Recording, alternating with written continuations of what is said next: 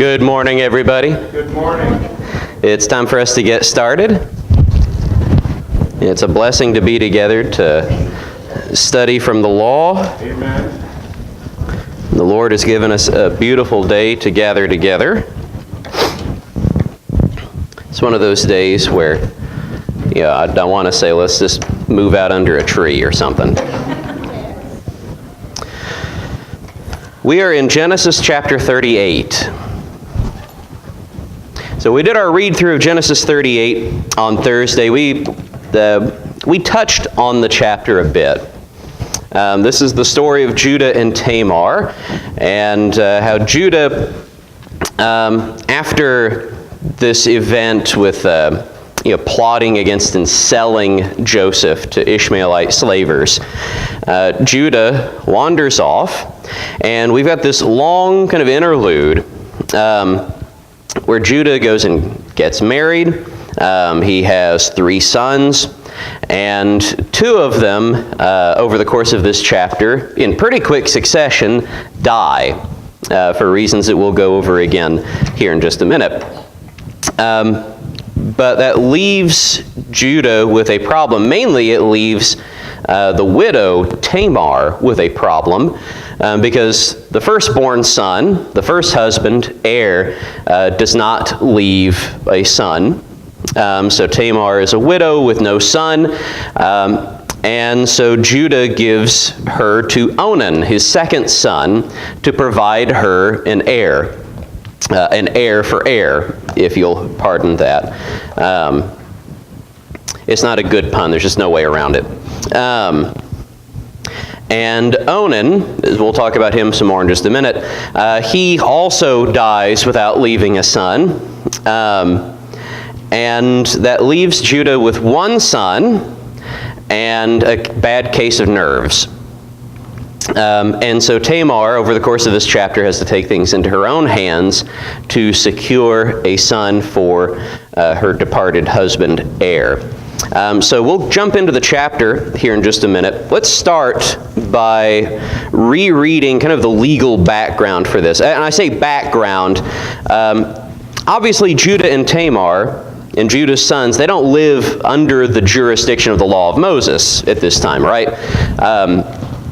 But Moses, by recording this, is inviting us to consider it in terms of Israel's law. All right, so we're not going to, strictly speaking, we're not going to judge Judah based on the law, because he's not living under the law. Although we can see that already by this point, there are certain expectations for the way that men are supposed to behave that will later be codified in the law of Moses. Turn to Deuteronomy chapter 25. Deuteronomy chapter 25, verse 5. Here's what the law has to say about situations like Tamar's. Deuteronomy 25:5.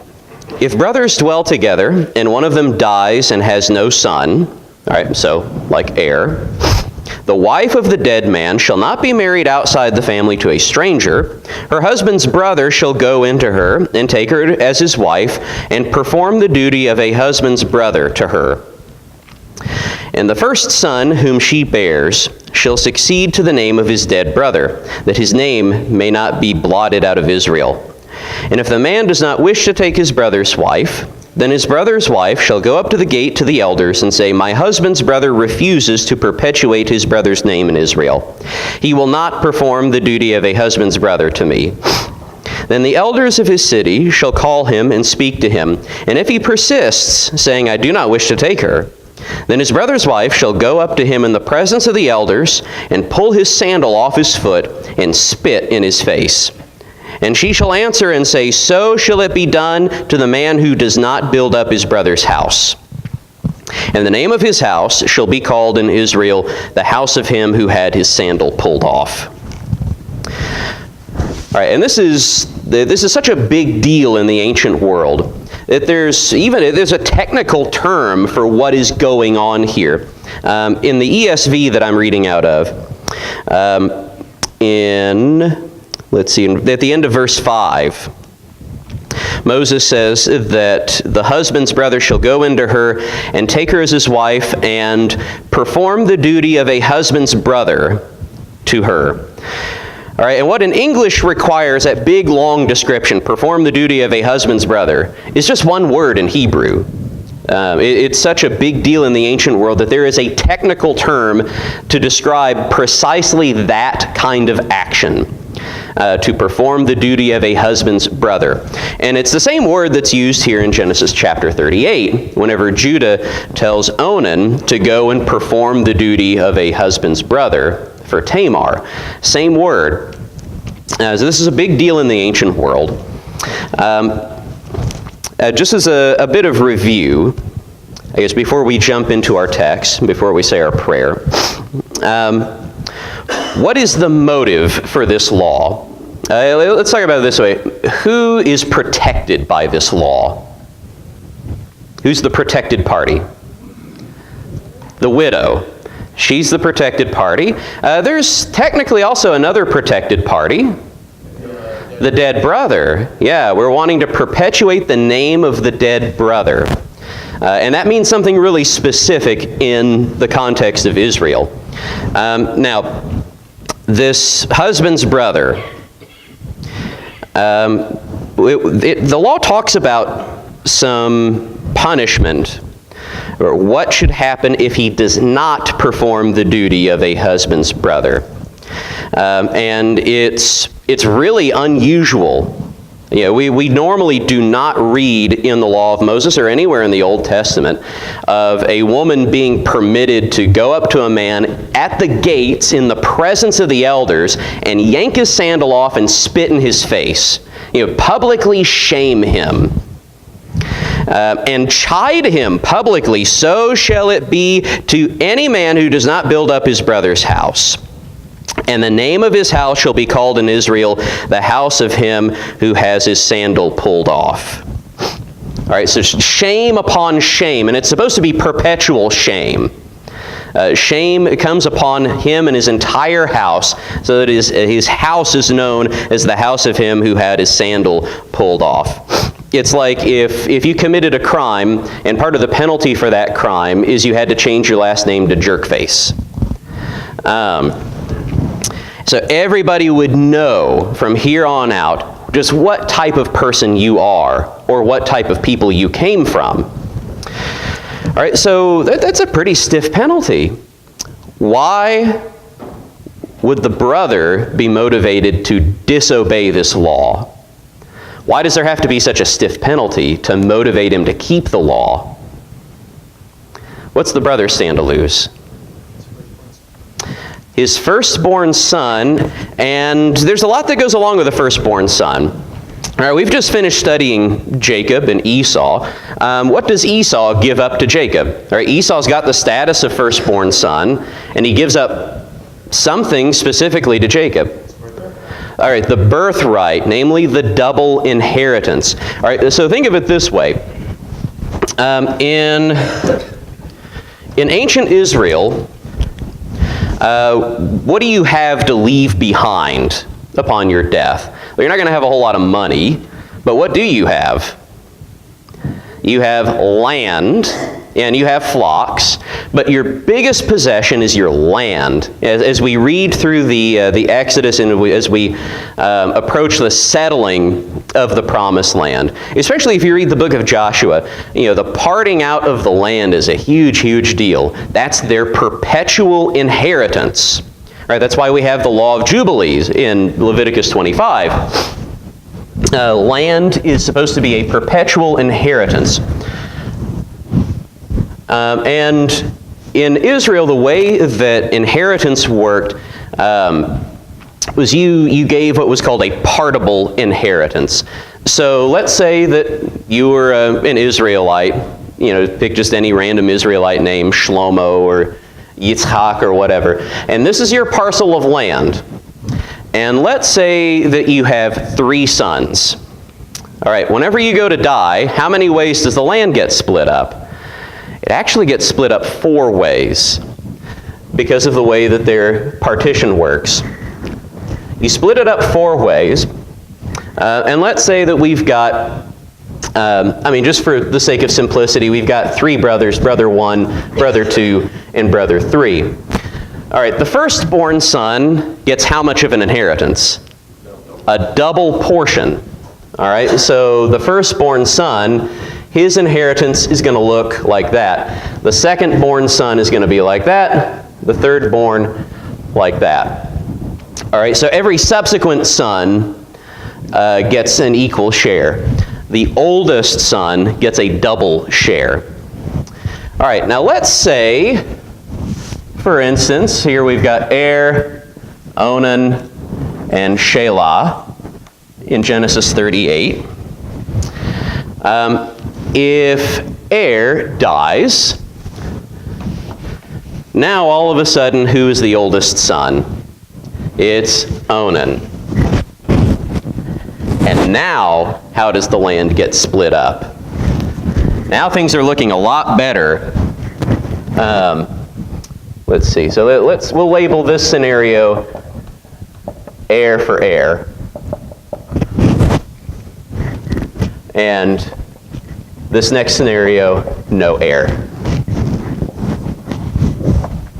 All right, in this case, the same land gets divided up, not 4 ways, but 3 ways, and a double portion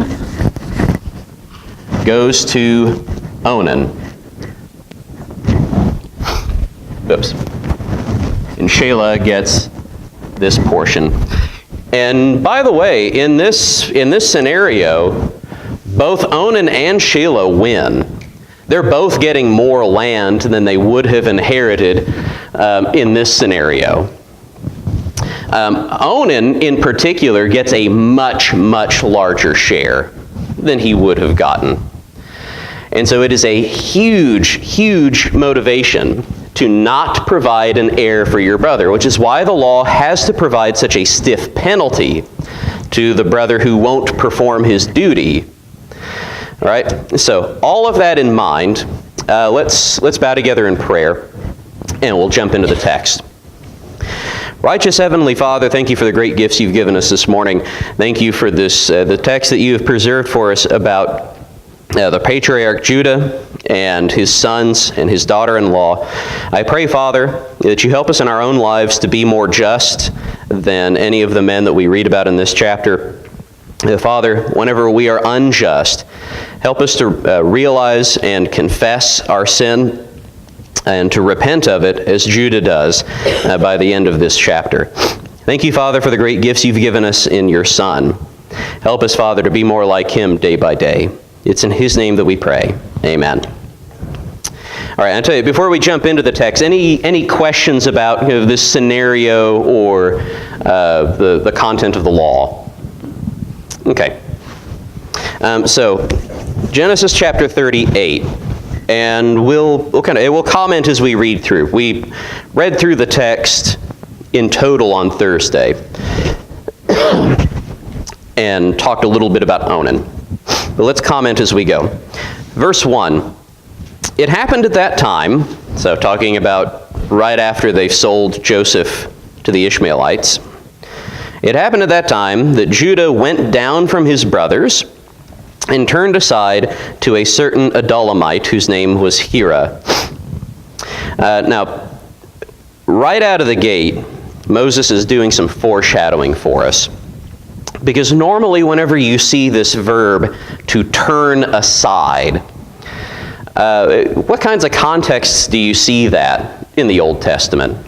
Usually what is a guy going to do whenever he turns aside?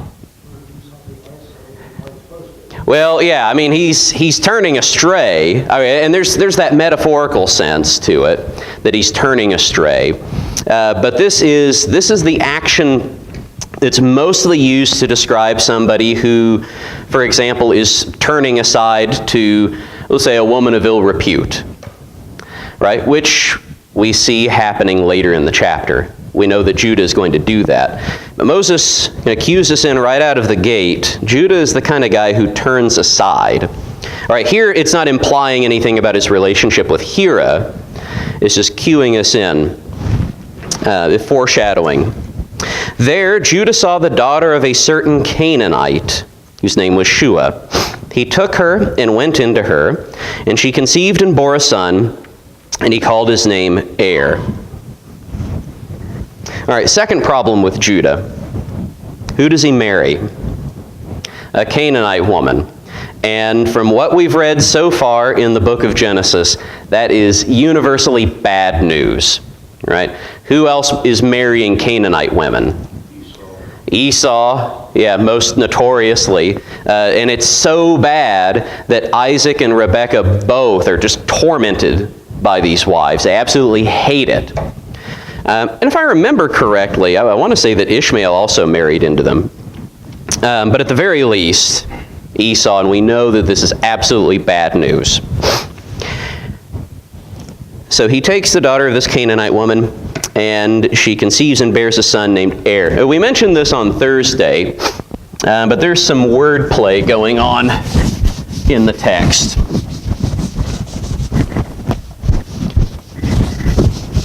It's kind of like, you know how in some stories, particularly stuff like Charles Dickens has got a real way with names, right? The names sound like what the person is. You hear the name Ebenezer Scrooge at the beginning of A Christmas Carol, and you know Scrooge is not going to be a pleasant fellow. All right, Dickensian names are a thing. In Hebrew, we've got a similar wordplay going on with the name Er. In Hebrew, it's Resh, Ayin. So Resh is there are, Ayin can be pretty much any vowel, but here it's making I'm sorry, I wrote that backwards. It's Ayin Resh. I'm getting ahead of myself. Excuse me. So here it's carrying the E sound. In Hebrew, the word for wicked or evil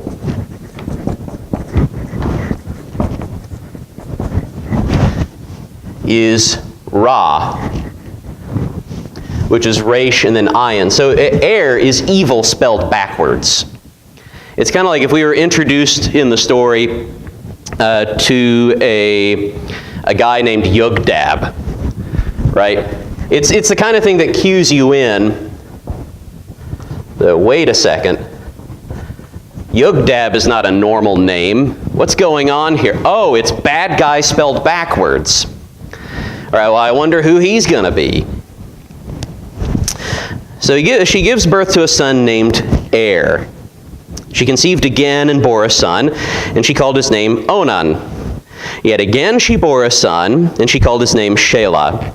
Judah was in Chezib when she bore him. And Judah took a wife for Er his firstborn, and her name was Tamar. All right, now we're not told where Tamar comes from. We're not told if she's a Canaanite woman or if she is an Israelite woman. But Er, Judah's firstborn, was wicked in the sight of the Lord, and the Lord put him to death. All right, we're not told what Er did. In fact, the text is really, really terse at this point. We know practically nothing about Er other than that he's evil, that he erred. And the ESV really robs the text of its force here. The Lord put him to death. It's way too wordy. The Hebrew just boils it down to two words. You know, in English, the best we can do is three. God killed him. Right? Shorten it down as much as you can. He was wicked in the Lord's sight, so God killed him. Then Judah said to Onan, "Go into your brother's wife and perform the duty of a brother-in-law," or that is, perform the duty of a husband's brother to her, "and raise up offspring for your brother." But Onan knew that the offspring would not be his. In other words, Onan knows what we were just talking about. So, whenever he went into his brother's wife, he would waste the semen on the ground, so as not to give offspring to his brother. And what he did was wicked in the sight of the Lord, and he put him to death also. All right, and here the Hebrew is just as terse as with Er. All right, the Lord saw what he did was wicked, so he killed him too. All right, it meant to just be really matter-of-fact and punchy. Then Judah said to Tamar, his daughter-in-law, "Remain a widow in your father's house till Shelah my son grows up," for he feared that he would die like his brothers. So Tamar went and remained in her father's house. Okay. Excuse me. I meant to talk about Onan just a little bit more. All right, we talked about this a little bit on Thursday, but just again, what is Onan's sin here? What's the reason God killed Onan? He would not provide an heir. All right, now historically, some have wanted to make this about this reproductive issue that he's wasting his seed on the ground to establish this doctrine that you can never waste seed, and that is the sin of Onan. That's not the sin that he's called out for. All right, Judah instructs him to provide the duty of a brother-in-law. Onan knew that the offspring would not be his. And we'll continue to see over the course of this chapter that that's the sticking point, is providing an heir for the deceased brother heir.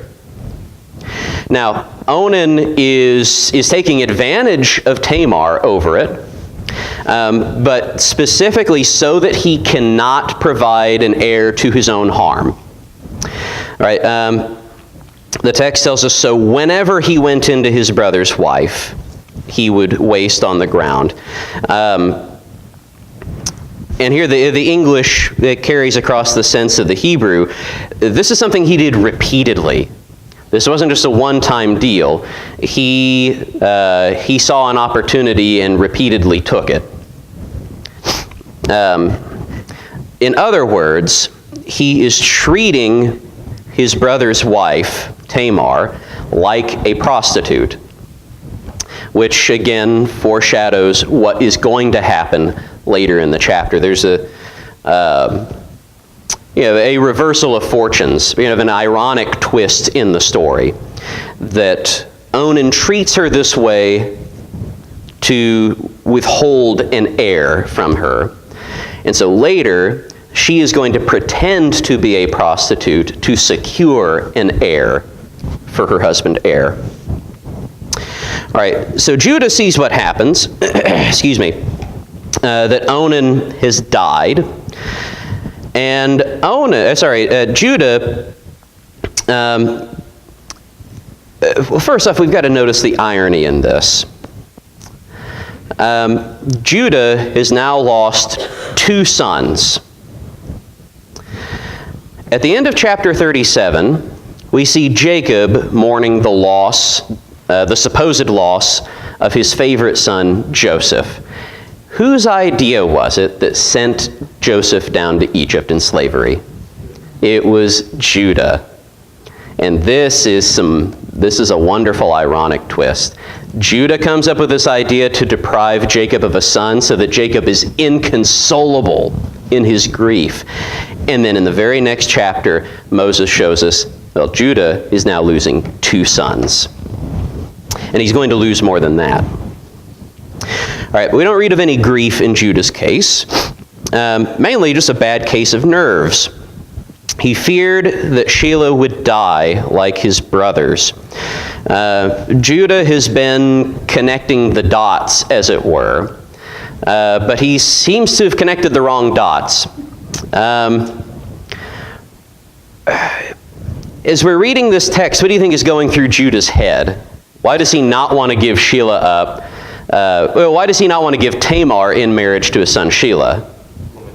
This woman is bad news. That's, I think, precisely what he's thinking.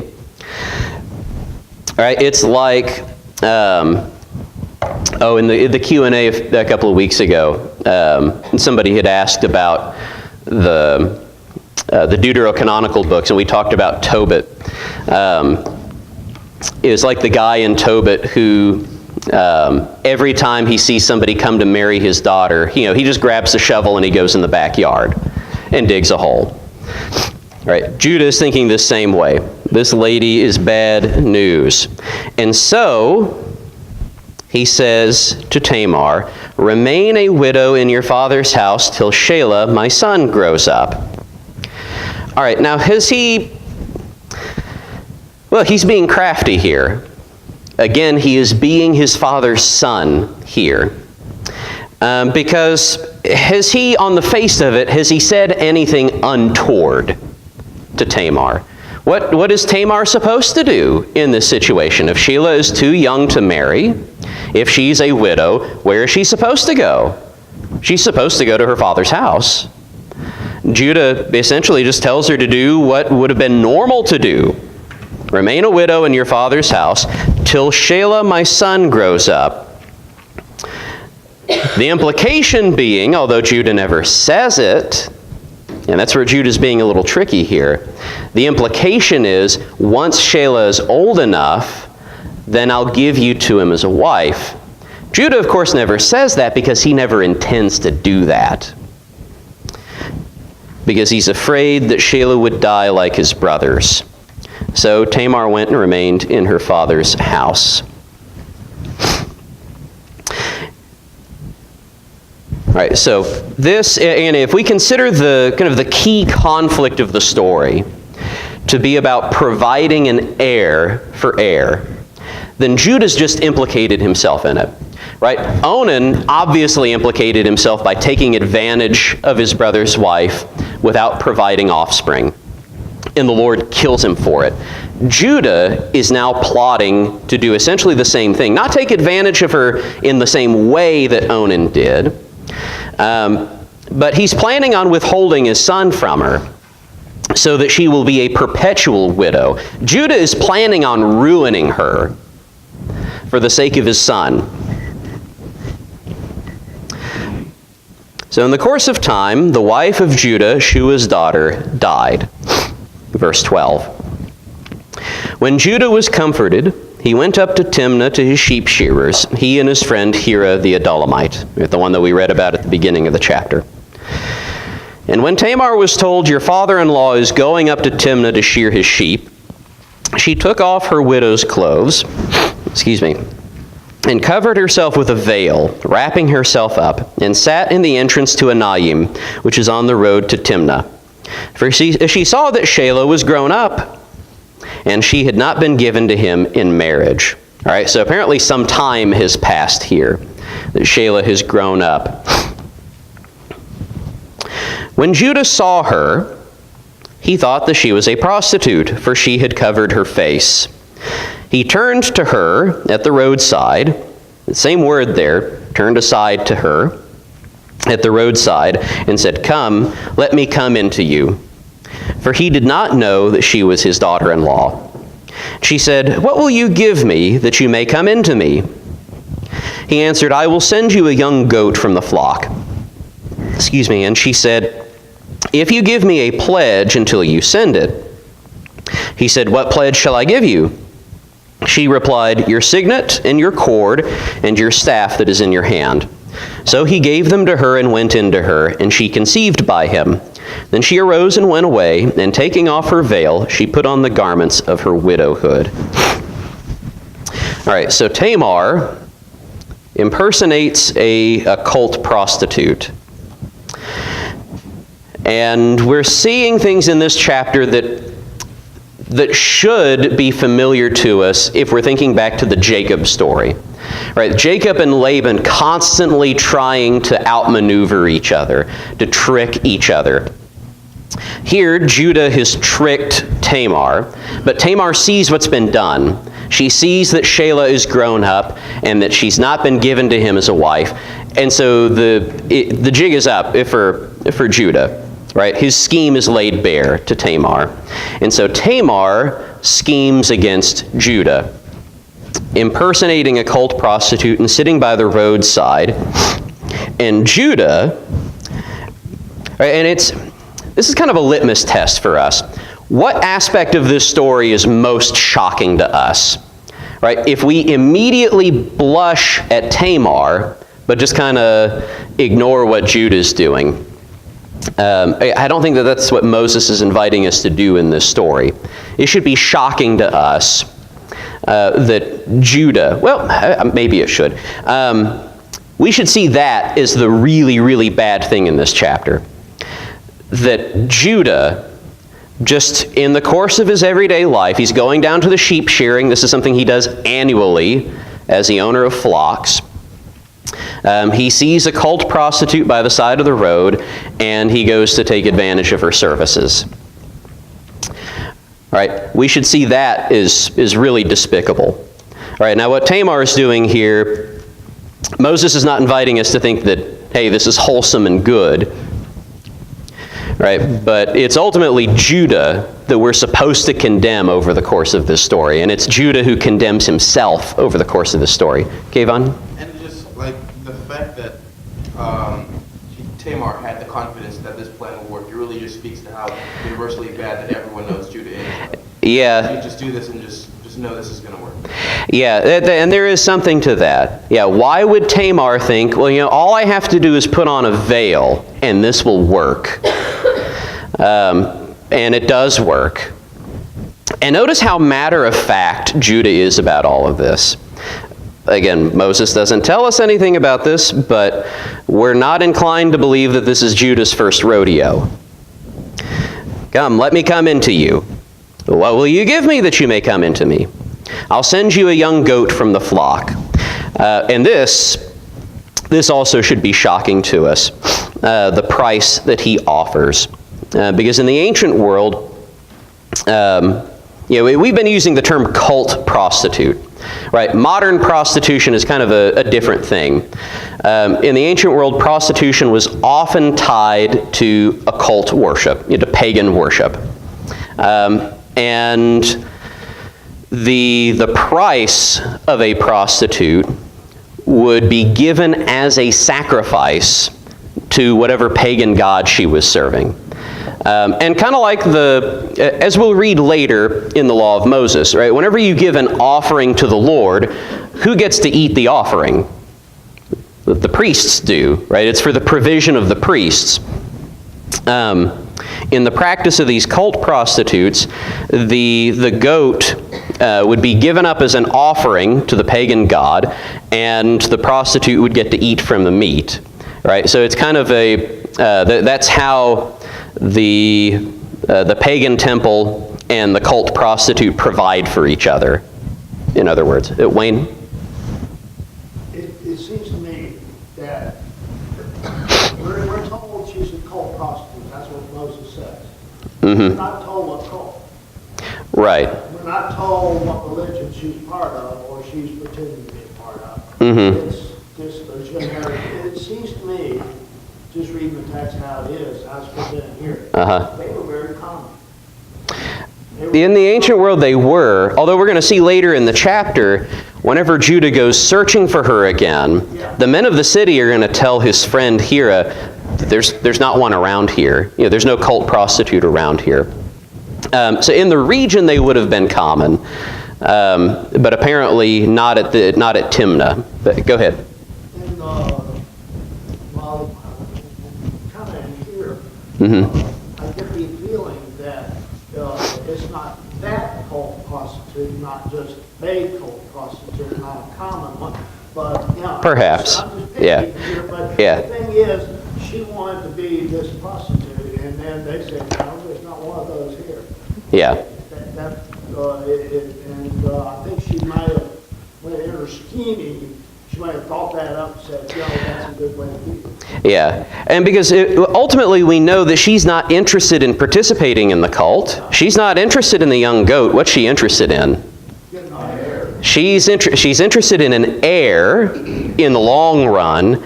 In the short run, though, just in her encounter with Judah, what is she interested in? What's she take from Judah? Three forms of identification. It's like, if you're, and it's literally like this. If you go to, say, like a mall or something and rent a wheelchair, like we've had to do that for Rhonda, and they will, all the ones we've been to, will keep your ID, right? It's your collateral. It's to ensure that you bring the wheelchair back. right? Well, how does Tamar know that he's going to send the young goat? Right? Well, he leaves his ID behind. He leaves his signet, he leaves his cord, he leaves his staff. All of those things would have been identity markers. And all of them by the end of the chapter get used as identity markers. Without a doubt, it's Judah who went into her. Right? He can't, at the end of this, he can't say, it wasn't me. No, it's like we've got your birth certificate, your driver's license, and your social security card. It was you. There's no getting around, there's no wiggling out of this. All right? But this should be shocking to us. So Tamar is not interested in the young goat, but Judah just understands this is the way that this works. I'll send you a young goat from the flock. And Judah's sending it, we have to suppose, with knowledge of how it's going to be used. Again, the way that Tamar is dressed up as a cult prostitute, he knows what's going on here.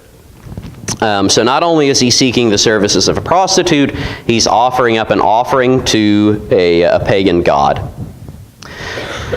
And this is where she springs the trap, asking for a pledge and securing his triple identification.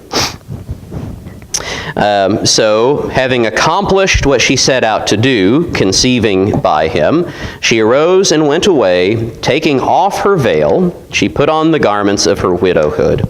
All right, so she changes out of her disguise and back into the dress that signifies who she really is, a widow. All right, so, verse 20. When Judah sent the young goat by his friend, the Adullamite, to take back the pledge from the woman's hand, he did not find her. And he asked the men of the place, "Where is the cult prostitute who was at Enaim at the roadside?" And they said, "No cult prostitute has been here." So he returned to Judah and said, "I've not found her." Also the men of the place said, "No cult prostitute has been here." And Judah replied, "Let her keep the things as her own, or we shall be laughed at. See, I sent this young goat, and you did not find her." All right, so as soon as Judah's not able to find her, let's put this thing under wraps. Otherwise, people are going to laugh at us about this. All right, Hira, the Adullamite, has already gone to the men of the city of Enaim to ask about this. Right, it's already being spread about. Let's not make it any worse. Verse 24, about 3 months later, Judah was told, "Tamar, your daughter-in-law, has been immoral. Moreover, she is pregnant by immorality." Excuse me. And Judah said, "Bring her out and let her be burned." As she was being brought out, she sent word to her father-in-law, "By the man to whom these belong, I am pregnant." And she said, "Please identify whose these are, the signet and the cord and the staff." Then Judah identified them and said, "She is more righteous than I, since I did not give her to my son Shelah." And he did not know her again. All right, so this whole conflict reaches its crescendo and its resolution here. It becomes obvious over the course of time that she has conceived, that she's pregnant, she's accused of sexual immorality, and Judah being... Here's the thing, Judah doesn't want to accept responsibility for her when it's Shelah's life on the line. But he will accept responsibility for her, his daughter-in-law, whenever it comes to putting her to death for sexual immorality. Right, you see the hypocrisy in what Judah's doing here. They don't go to Tamar's own father. They recognize that in a sense, Judah is still the authority over her because she's supposed to be married into his family. Only he hasn't kept up his end of the obligation. And he has the gall to say, "Bring her out and let her be burned." And it's galling because on top of him not accepting his own responsibility as father-in-law and giving her in marriage to Shelah, I mean, look at what Judah just did. He's the one that turned aside to a cult prostitute. He's the one that made an offering to a foreign god. And he has the gall to say, bring Tamar out and let her be burned. And this is where she flips the script. As she was being brought out, she sent word to her father-in-law, by the man to whom these belong, I am pregnant. And she said, please identify whose these are, the signet and the cord and the staff. And this, and by this point we should recognize Jude is a complete heel. And if you recognize that at this point, what Tamar says here is one of the most enjoyable ironies that we've read in the book of Genesis up to this point. Go back to chapter 37. Verse 31.